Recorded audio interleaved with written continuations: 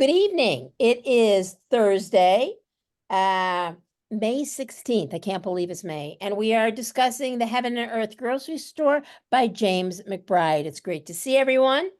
And I hope, hi, Joan, now we can see your face. That's I'm because telling I you. turned on the video. I know, I'm telling you, this person in Trader Joe looked just like you. And I told the story already, but I thought it was Joan. And when she started speaking to me with a heavy Israeli accent, I realized it wasn't Joan. And she did, in my defense, they had a mask on, and Joan usually wears a mask. Anyway, let me show you. We always like to see what does James McBride look like. I gotta find that. Here we go. I read a book of his, The Color of Water. And it's autobiographical, being brought up by a Jewish mom who really, I bet that's his family. And I bet, it's like a Jewish mom, and it's not like she passed for, colored, but, they lived in the Black community. That's gotta be. Yeah. Mm-hmm. It's a hell of a writer. A hell of a writer. And I thought, let me read about him. That's the other, I have to get back into my groove here. And then we can talk about it. James McBride is an award-winning author, musician, and screenwriter.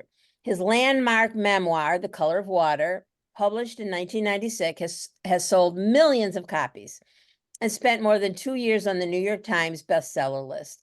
Considered an American classic, it's read in schools, universities across the United States. His debut novel, Miracle at St. Anna, was turned into a 2008 film by Oscar-winning director Spike Lee and a script written by McBride. His 2013 novel, The Good Lord Bird, about American abolitionist John Brown, won the National Book Award for Fiction. And he's been a staff writer for the Boston Globe, People Magazine, the Washington Post. And he's a musician and composer. And he toured as a saxophonist sideman with jazz legend Jimmy Scott. And he's written songs for Anita Baker, Grover Washington Jr., Gary Burton, and even for the PBS television character Barney. He did not write the song, I Love You. That's funny. Oh, but he wishes he did. He received the Stephen Sondheim Award and the Richard Rogers Foundation Horizon Award for his musical, Bobos, co-written with playwright Ed Shockley. So he is a multi-talented guy. And so now we can get into the book. And what'd you think of the book? I loved it. Thought it was extraordinary. Mm-hmm. Well, I knew he had a Jewish parent, but his sense of Yiddishkeit is beyond. Mm-hmm.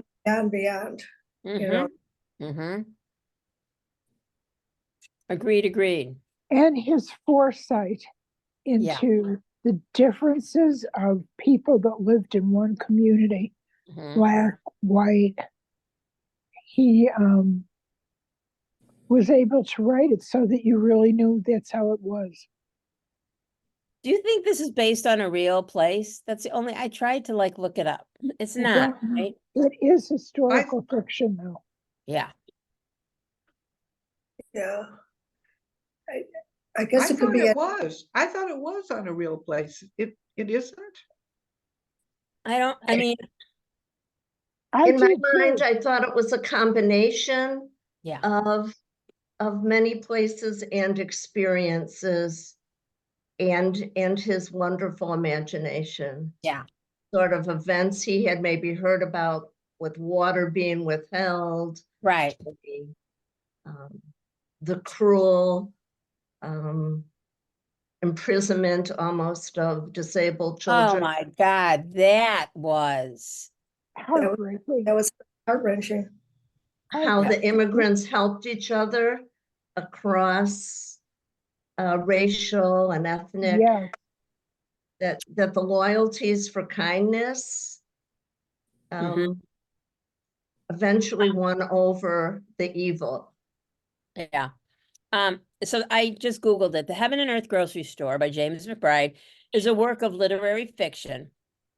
The book is set in Chicken Hill neighborhood, where the current synagogue shares space with a black church. McBride based the story on his experience in Pottsville, which is close to Pittsburgh, where the dynamics of Black-Jewish relations are more evident.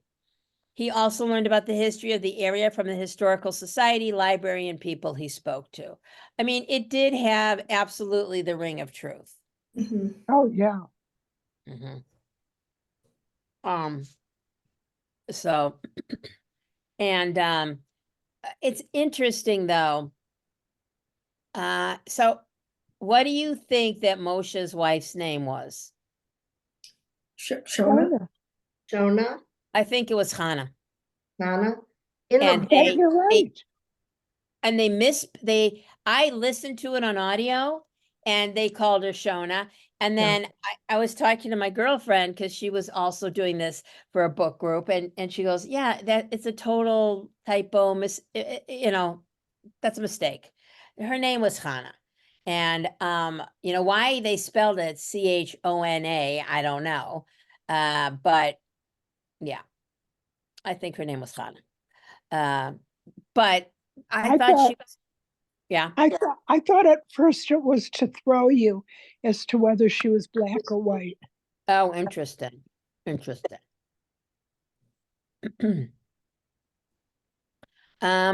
So the Heaven and Earth grocery store, James McBride takes his readers into the lives of the people who live in Chicken Hill, a neighborhood of ramshackle houses and dirt roads where the town's blacks, Jews, and immigrant whites who couldn't afford any better lived.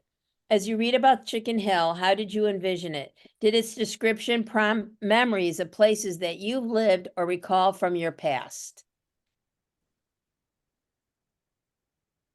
Merle. Places, I'll tell you, I'm sorry, it reminded me of my father had a grocery store in Hyde Park, and it was called Pomper Brothers. And it was the neighborhood grocery store, and it was just like that, where everybody came there for everything, including advice and help. And I may have told you this story before, but I'm going to repeat it. In 1985, Oprah Mhm. did a program about Blacks and Jews in Chicago, and most of the audience was Black. And one woman got up and she said there was a grocery store in our neighborhood called Pomper Brothers that they really fed us all. And she said, if we needed credit, they would give us credit. They kept us alive. And that's the way I saw this grocery store. That Hannah Sure. was like the embodiment of Tikkun Olam. She just took care of everybody. Right. Absolutely. And, she poo-pooed Moshe when he wanted to move to a nicer neighborhood. Mhm. Yeah, I don't know if you could see me, but I just got thrown out. we can see you. We can see you. Man, I can't see anybody. I can't, Why? I don't know. It's okay. I'll just stay as long as you could see Well, me. maybe you We should can exit. wait. Most importantly, we can hear you Good, thank you. and see you. When I was 11, we went to visit an aunt, my mother's aunt in Mississippi, rural Sardis, Mississippi. And, that was it was like walking back in time. They had segregated bathrooms and water fountains. And when I remember seeing that and, being taken aback. I grew up in Crystal Lake. There was no diversity where I lived, but there was no segregation. And that's what this story reminded me of. And I thought, well, I will ask a couple more questions, but I thought that he did such a great job with the characters. And I guess I'll start now. The doctor. I couldn't good job. stand him from the get-go. And And I thought he did a good job about how he really lusted after Hannah, and then what happened at the end, when he fell in the well and they found the skeleton later. I mean, he got his just desserts. And Yes, he did. I thought that was a great twist and an ending. Fantastic. I love the uniform switch, I Yes. loved it, Yes. Yeah. Yeah. loved it. It It was, reminded me of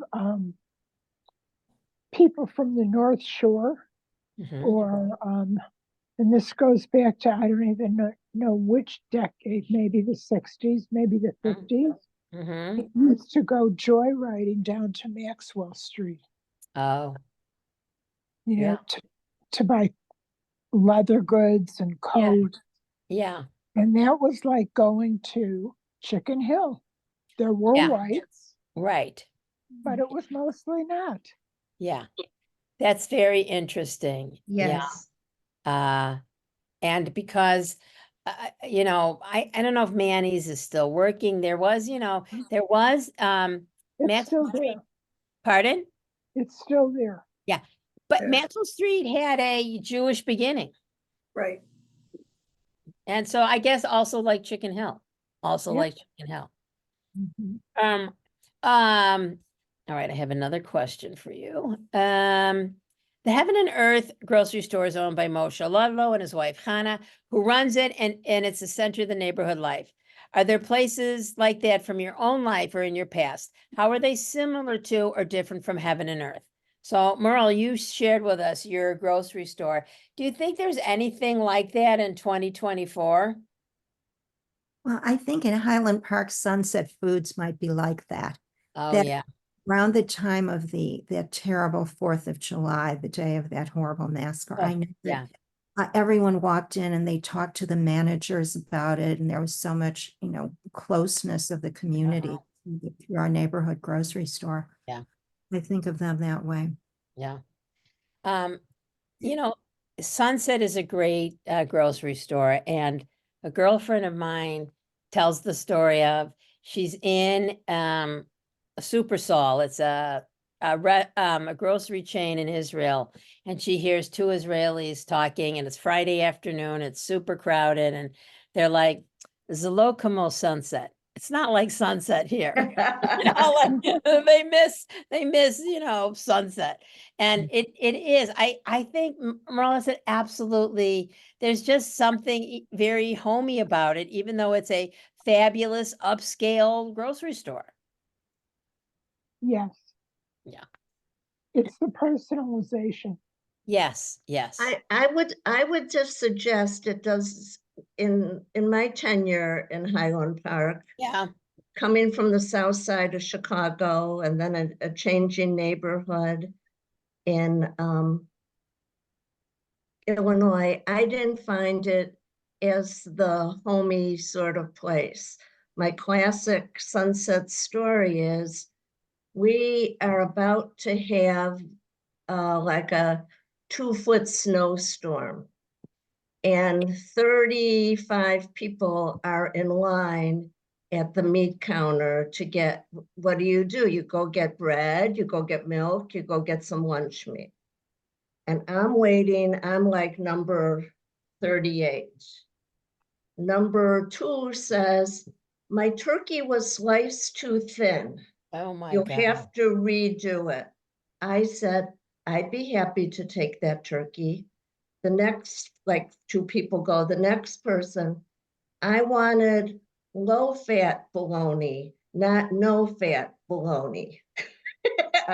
We have like a snowstorm outside, Yeah. and it was each for their own, to Yeah. like beyond, and like a scores of people in line to get out of there, and they're going crazy over That's like out of an improv sketch. it was like out of an Yeah. improv. And I walked away with like 2 pounds of meat, and I was still number 30. Hmm. So I'm sure after a terrible event, there could be a gathering place. Yeah, And I'm sure people meet and greet, but it's not like the heaven and earth grocery store with poor people and yeah, a little Right. more middle class people. right. The poor people would never be in there. They would be working in there. Yes, you're probably correct. Do. Moshe desegregated the local theater by booking Black entertainers for Black audiences. And McBride writes in detail about the famous acts that played there. How courageous do you think Moshe had to be to do this? Have you ever tried to change traditions of a place or an organization? O- Only our family. You know, when they brought that up, you forget that, and of course, it all kind of comes rushing back. Who was the great opera singer who, they wanted her to sing at inauguration and she couldn't, eat the lunch at the Marion? Marian Rand Anderson. Anderson? Yes, good job, people. And you or Louis Armstrong, who couldn't go in with the band and he had to go to another hotel. I mean, And Sammy Davis Jr. couldn't go to Yes. somebody's maybe Frank Sinatra's wedding. yeah. I mean, we take for granted today that anybody can go anywhere. And I think that uh you know, I think it took a lot of courage for Moshe to do that. Huge. It was very gutsy. It was gutsy. It was very gutsy. You And see- I fear that everybody can't go anywhere in our country now. There was a time where it was politically correct for anyone to go anywhere. But I fear now, So Sure, tell me more what you mean by that. well, Paula wants to say. Well, I think if you're the mother of a Black boy, you think 19 times about, are you free to go somewhere? I think that some people like Animal Farm, some people are more equal than others, unfortunately. And we're not free. Yeah. I have to tell you, when I came to the temple Tuesday night for the program, and Yeah. there are armed officers outside your temple, it's Yeah. a very sobering thing to not feel. I felt safe, of course, but it gives you pause that we are not free to come and go. Yeah. In the way that we used to be. So first of all, we had 2 security officers because the movie was about Israel and the Nova Music Festival. And after October 7th, we've had security since Tree of Life. So that's been 5 or 6 years. But after October 7th, we asked our security, before we said they had guns since Tree of Life, but now we say please wear them that people can see it. And it's just a changed it's Yeah. if I were to walk into a synagogue with no security, I'd be like, What? exactly. Maybe And I don't want to be here. right, How naive can you be? Right. exactly. And it just changes the way we think about programming. And I'm sure you all know that it is a significant financial investment having these guys there. And like Monday night, I have I don't know, 15 people in a Hebrew class, and I forgot to order up security, and I stayed, but I was like not nervous, but nervous, like I'm letting people in, and what if I'm not trained to do surveillance. So it's just a different world. Yeah, it is a world. Yeah. Well, I don't go to a public place. I don't go to a movie theater without looking around. Yeah. It's just, we think differently now, unfortunately. Yeah. And I think we've become a nation that we look at other people. to see what they look like, what they're wearing. Where as a kid, I don't remember that. Yeah. But I do In- know. Yeah, in Israel, profiling, which is what we would be doing, they do it all the time. Yeah, They profile. And now, we, and as the professionals at services, and in the summer, we have outdoor services. And I remember this guy who looked a little different. He walked in and two of us went to the security guy and say, keep an eye on him. He goes, oh yeah, I've already checked him out. Like we have to, unfortunately, you have to be prepared for the worst. And I know that Highland Park High School has had, I think, a bomb scare, and unfortunately, it's just a matter of time. Look, we had July 4th in Highland Park, and it's At least now, before, after segregation, we have laws on the books yes, that supposedly would protect Blacks, would Yes. protect us against hate crime.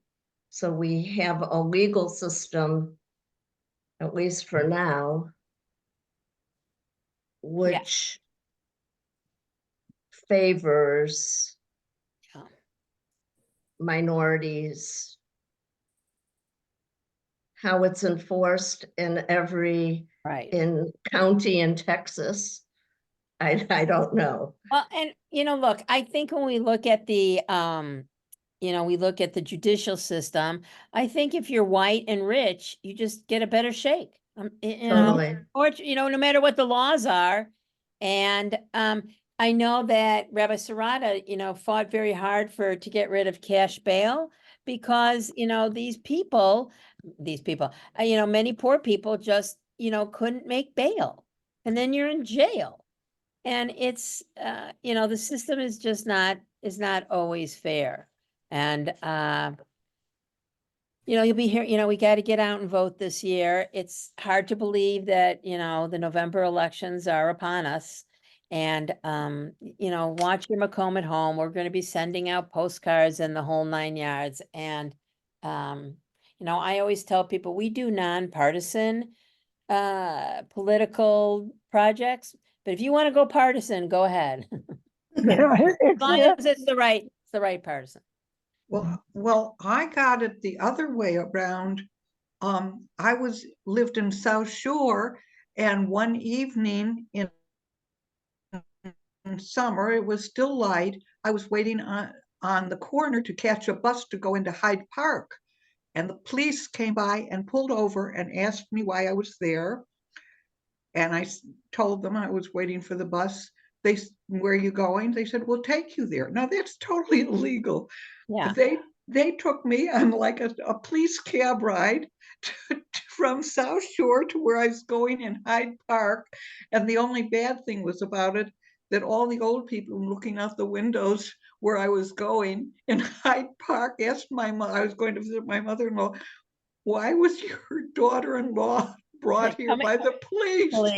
But the police looked out for the whites when it was a changing neighborhood. yeah. And from South Shore to Hyde Park was a schlep. Oh, yeah, it was totally illegal what they did. Yeah, that's fascinating. Super fascinating. All right, to my next question here. We were talking about the freedom and the Black, and Ta-Nehisi Coates, his book, Between the World and Me, he had a very interesting, it was a theme that ran throughout the book, to be in charge of your body, to be physically in charge of your body. And, Black men, especially Black women, are not, they get pulled over, they're not in charge of their body. And I kept thinking of the deaf child, what was his name? Dodo. Yeah. Dodo. Dodo, he, at one point wasn't in charge of his body. And then I thought about him communicating with the kid with cerebral palsy. I was like, that was amazing. And It was, yes. That was really beautiful. it was beautiful. And I think it could happen. They were both intelligent enough to do that. Absolutely. So, yeah, that was a beautiful part. Nate and Addie Timblin work for the Ludlows. Nate at the theater, Addie at the store. What similarities do you see between their relationship and that of Moshe and Hannah? Do you see differences? What do you think the four have in common?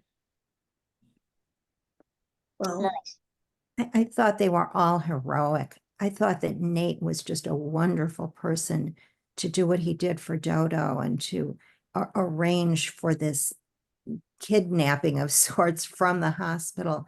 And the scene where they described how to get through the maze of the hospital was very original. Although I thought it was a little too long, that particular scene. It was a Yeah. little, but I thought it was fascinating the way they couldn't really talk. They had to talk in code, but he was wonderful. Nate was just an amazing character. And the fact, that he was Black, but there was also a Black person at the hospital who was the villain of the story, that awful, awful Oh man. my God, that was so creepy. Very Creepy. That scared me. It was like son of man. Son But of Nate, man. well, I kind of got lost a little bit. What was Nate's crime that he was feared? He killed his father. Oh, that's it. Okay. Why did he do that? I don't remember. I think the father was abusing the mother. I don't. Oh, that's Yeah. right. Yes. There were a lot of And- characters. There were a lot of characters introduced in that section. Mhm. There were a And lot I of think when he was young and imprisoned, he was a terror under Okay. a different name. That's it. He was legendary Mhm. as Nate Love. Uh-huh.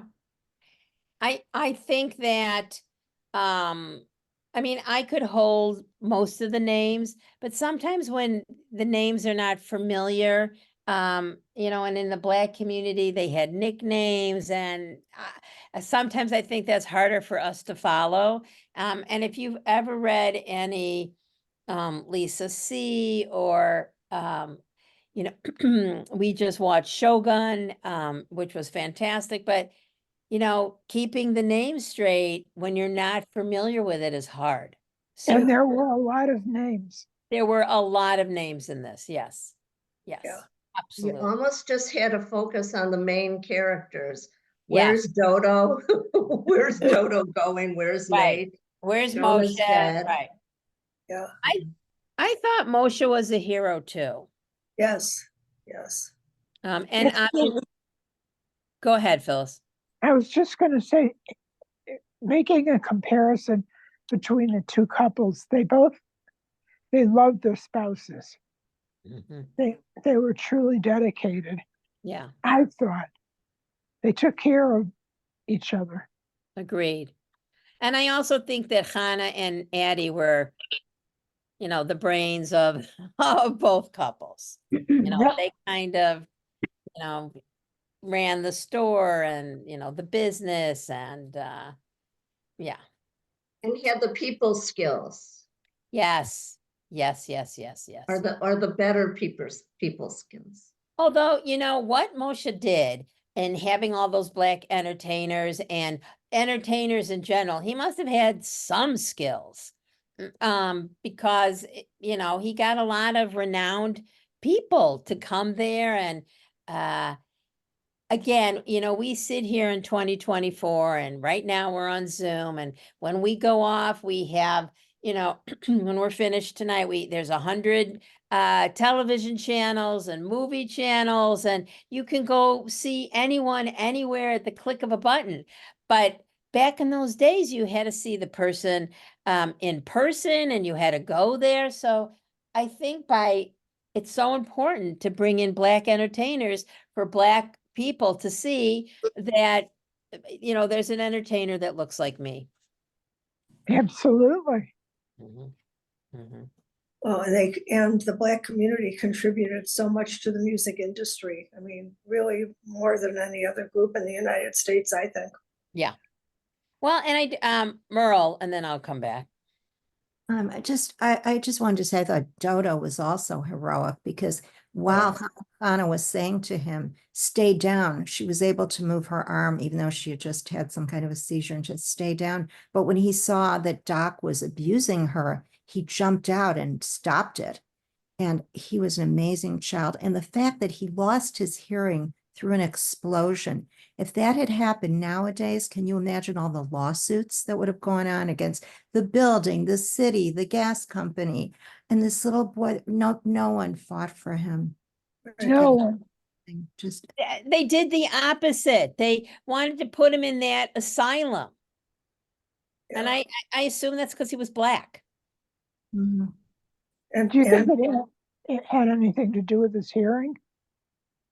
well, and having no parents, nobody to protect him. No parents, having no parents. And didn't, I hate to even say the expression, and Paula would know probably a better way to say it, but back then they would say deaf and dumb.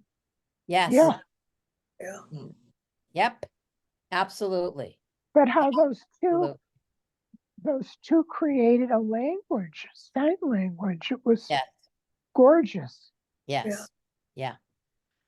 And I thought the writing was vivid, and I don't know if you can call it beautiful, but you could smell how bad it was there, and you could really picture these, the terrible situation. And then just so glad that they got him out of there.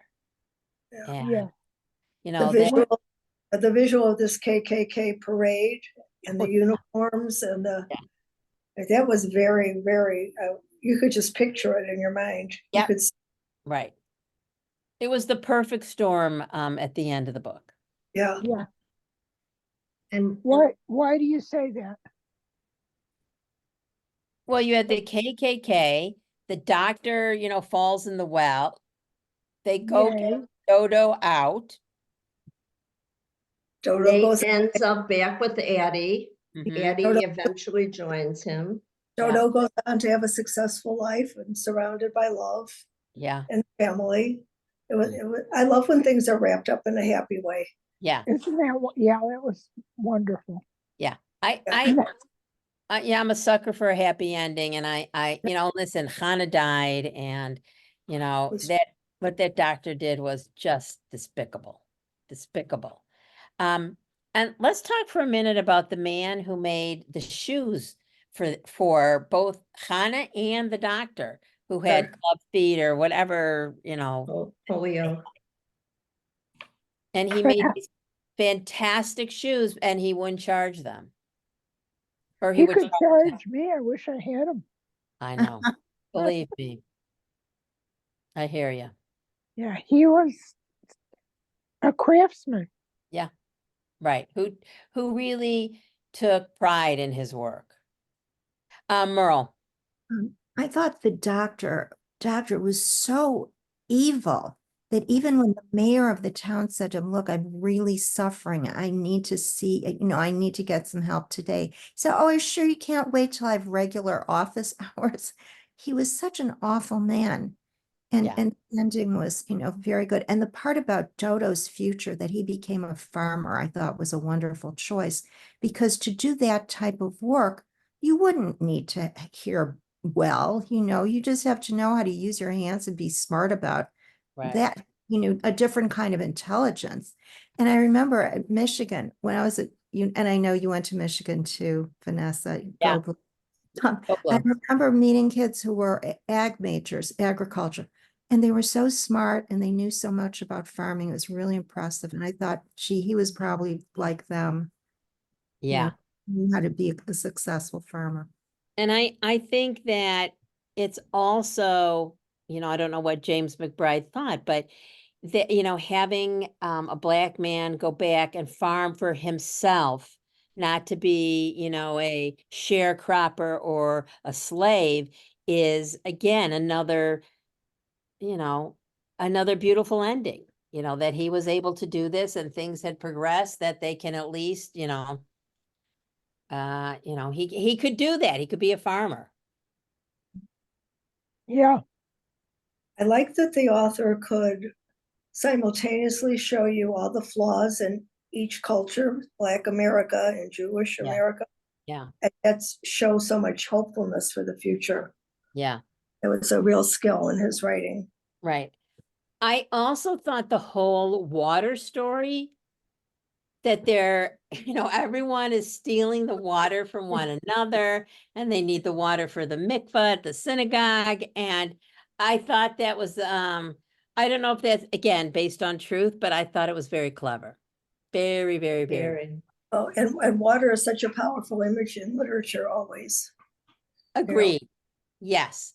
And And very probably the most common land disputes are over water. in Israel and in the United States over access Right. to water. And the guys who were fixing the water, you know, they were Italian, and they were white and black, and they were kind of like, I don't want to say clowns, but they knew what they Yeah. were doing, but you know, and they kept running into roadblocks after roadblock. I thought it was, again, there was a lot of characters, so you had to keep all of those people straight. But it added to the story, and it added to that whole, it added to the whole, you know, at the end with the parade, the water, I mean, everything just went haywire at the end. And you could kind of see it. All right, Dodo is a deaf boy from Chicken Hill who needs assistance that Nate and Hannah provide. Why do you think these two people were the ones who stepped in to help Dodo? Do you think they should have done anything differently? What do you think that Moshe and Addie could have done to keep Dodo safe? Do you think his discovery was inevitable? I don't know what more they could have done to have kept him safe other than relocate him somewhere. Yeah, yeah. Yeah, I don't know what they could have done. They You know, tried. yeah, And I think how Hannah with the neighbor, her former friend Bernice, the Black woman, found a common way to sort of hide Dodo when the authorities came among her many illegitimate children. They didn't know which kid was which, that their past hurts, they gave it up for this kid. Yeah. And how Bernice ultimately came up with the money. Yeah. Came up with the money to put everything in motion to get Dodo back Yeah. or Dodo freed. Bernice, that whole situation, which I think, you know, frankly, looking at it, you know, from white America, it's not a situation that we are familiar with or deal with. You know, my daughter lives in Washington, D.C. She's only worked at schools that were 90% minority, mainly Black, some Latino. And, you know, she has a lot of families with, you know, different mothers, different, you know, there's 6 kids with different mothers, different, you know, you need a scorecard. And it's a much more, it's just much more prevalent there. And listen, not that it doesn't happen in the Jewish community. You know, we have families with, you know, different mothers, different fathers, whatever.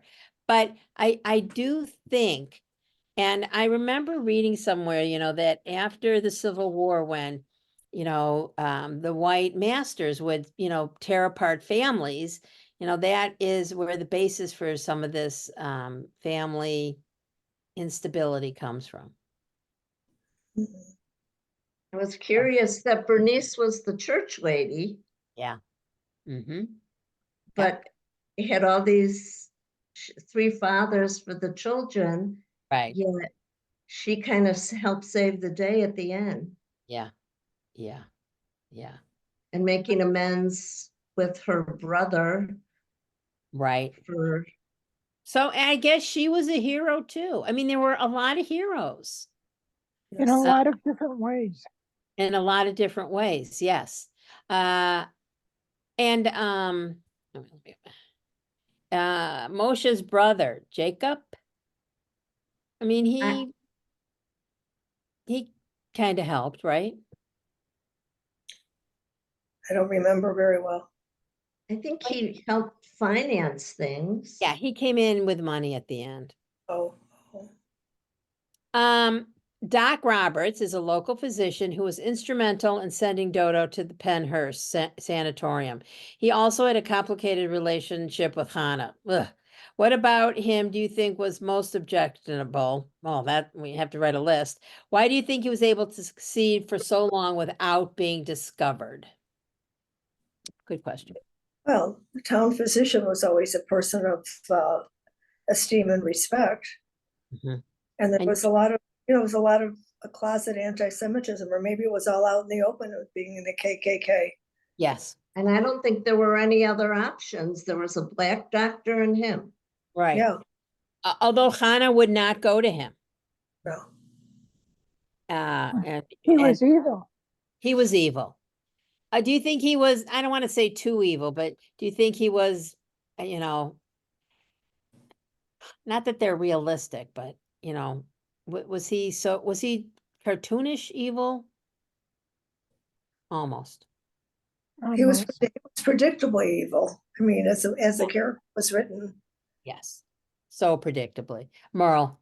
Well, in high school, when she rejected him, Yeah, most yeah, people move on from that. He was apparently obsessed with her, that he continued to, carry this torch for her until he was a doctor and, married. These people they had such strong personalities and such strong defects. I Yeah. just thought he was obsessed with her and just couldn't get past it. I think that's true. His descriptions of Hannah, her beautiful hair, her bosom. I mean, it was like over the top. yeah. And it's the same dichotomy of, like soldiers raping their victims. Here Mhm. he's an anti-Semite and he's lusting after a Jewish woman and he has to rape her. Yes. Yes. Yes. Yeah. It's so interesting. Yeah. And I think that because of his status and money, that's how he, nobody challenged him or I don't know, not that you Yeah. could put him in jail or whatever, or catch him or Yeah. whatever. Why do you think though, he was obsessed with Hannah and obsessed with getting Dodo into the sanatorium? Why? Because Dodo was onto him. Oh, Yeah. Dodo saw what happened. He Because saw Dodo saw what happened. you're right. And even though he couldn't speak, he knew the truth. Yeah. But I think he was after him before that.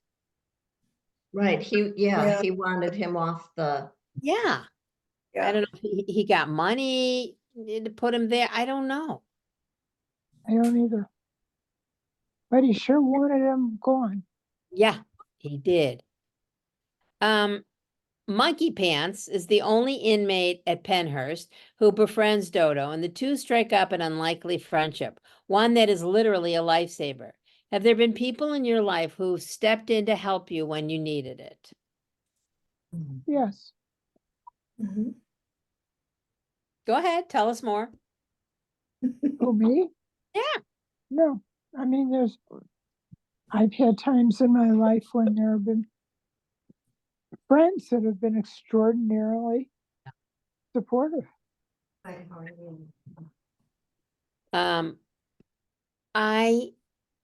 I also think the whole sanatorium, the description, it was just terrible.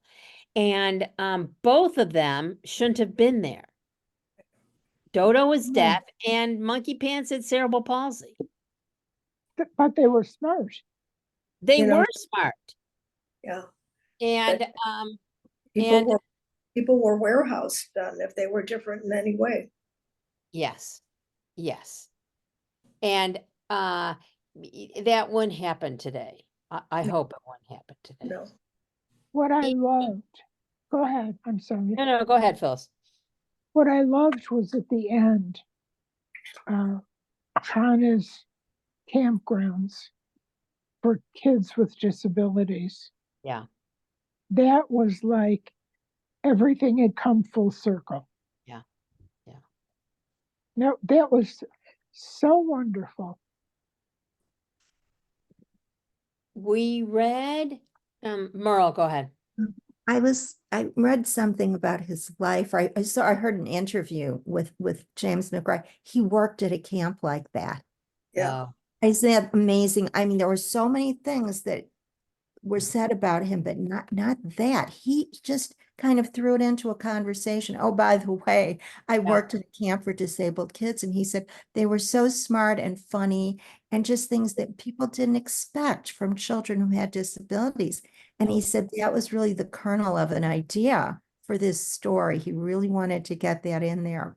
yeah. yeah.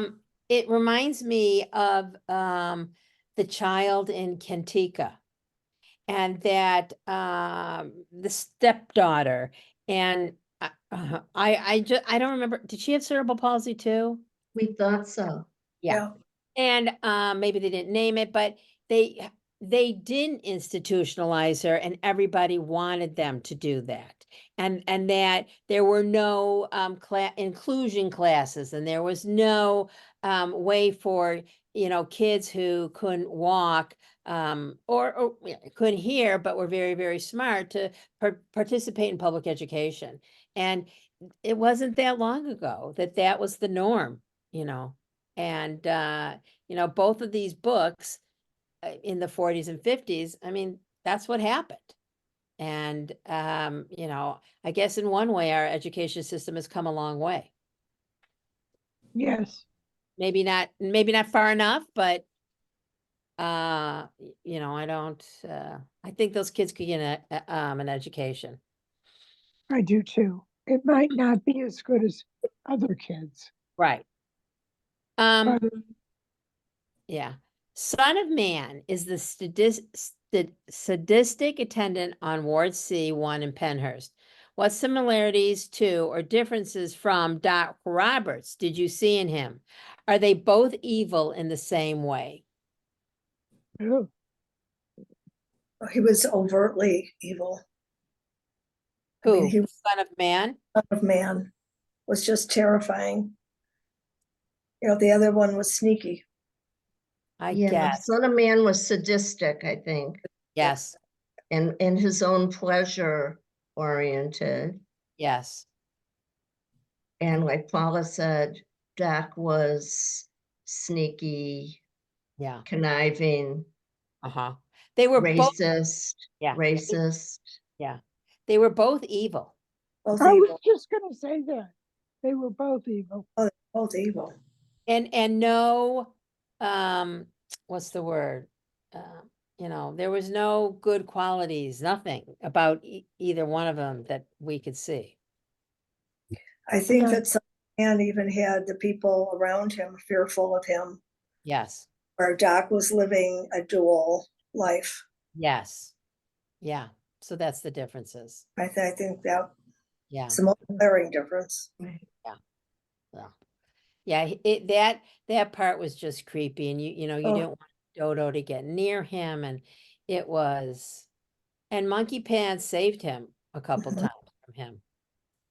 And that was amazing. Such names, Monkey Pants. Yeah, I know. The escape the characters engineered to extract Dodo from Penhurst was possible thanks to the relationship they had with others in the community. How important do you think community was in these characters' lives? It was everything for them. Mhm. I agree. They didn't have social services back then.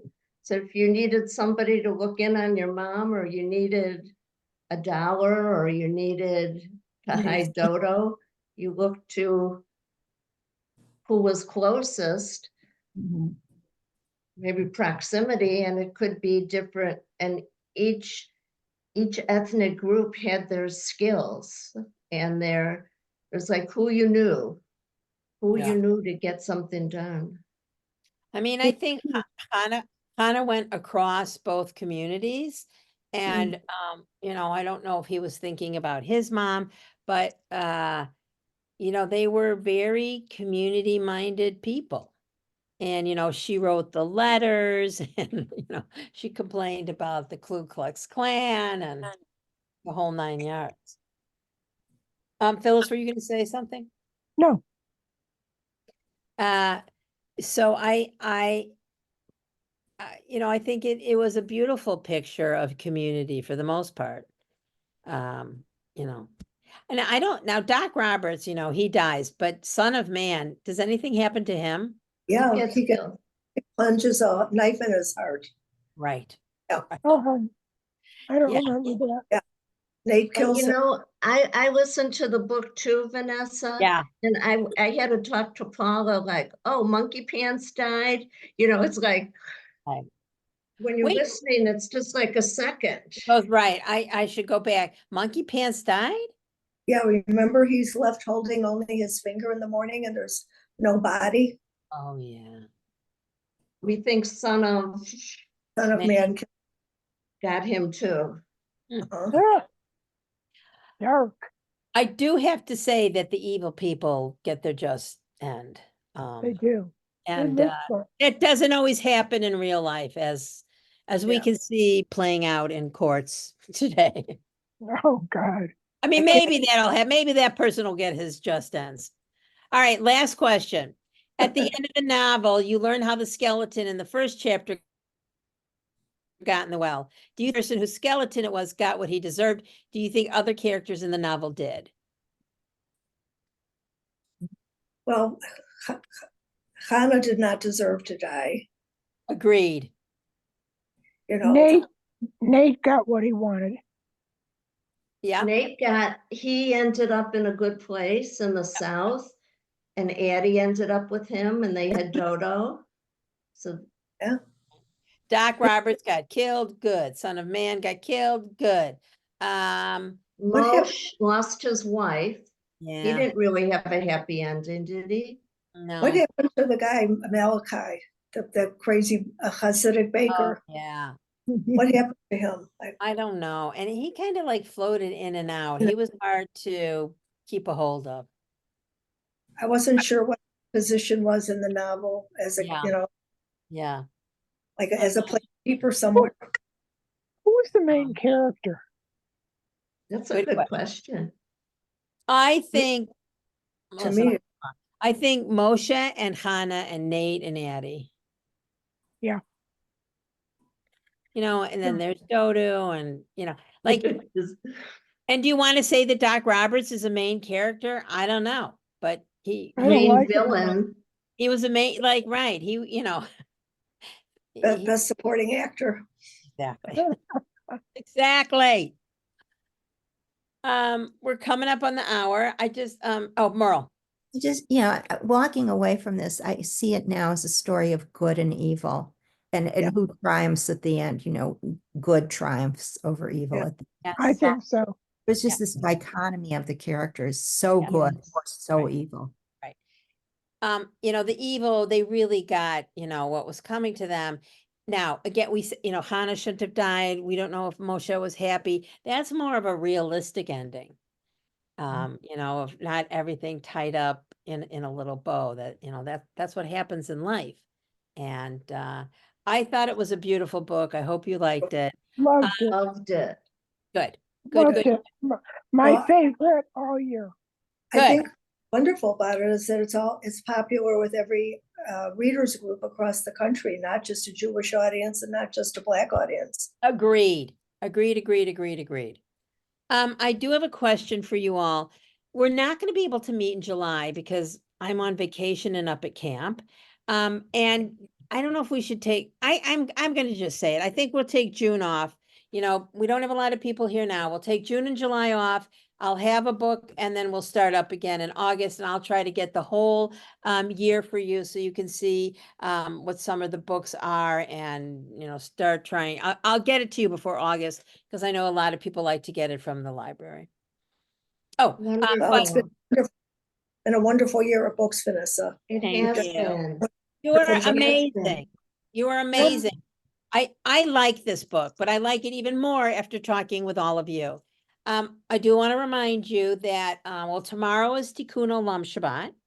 And Sunday morning, we have Rick Richmond, and he's talking about a book, 8 Modern Ways to Look at Israel. I highly recommend it. It'll be on Zoom. And then we have the gala coming up, and you can still take part in that. Check the website to sign up for all of that. And Friday night, when we honor Rabbi Moffat, just come on down, 6:30 start time. And And isn't Sunday night from 4 to 5:30? yes, it's Sondheim. Don't tell Cantor I almost forgot that. Yes. Do you think it's going to be a big crowd? What do you consider a big crowd, Phyllis? I don't know. I'll tell you this. Cantor is really hoping for 200, and I think that there'll be almost 200. Yeah, Because I think we have over 130 signed up. So that's good. there'll be a Great. little wine and cheese afterwards. So yeah, I think it's the Sondheim. It'll be delightful. So Oh, beautiful. I hope I see you. And if you Thank need, you so much for just the Oh. outstanding books and so much you put into it. It's Thank really you. special. Yes, I Listen, second that. I'm glad I'm recording all this. And I have to say, Play it back. I belong to 5 book groups. Yeah. And I tell Paula, you and the ladies here are the smartest. And it's the best. Thank The you. best one. Well, Don't hey, tell wait, wait. anyone, don't tell the other Wait, 4. wait. Do you tell the other book clubs that too? You guys are the No. smartest. No, I do want to say though, Yeah. I discovered today on Hoopla, Yeah. there's an ebook, Yeah. Summary of Heaven and Earth, Oh, published, it's by Francis Thomas, published by Instant Summary. Hmm. It was 20 pages on my phone. oh, So if, how we all kind of yeah. skipped a beat, I know I did. Yeah. That I Well- didn't finish it, but I'm going to go back and read that. Yeah. I'll go back and read that as well. It's always what's the name of the book?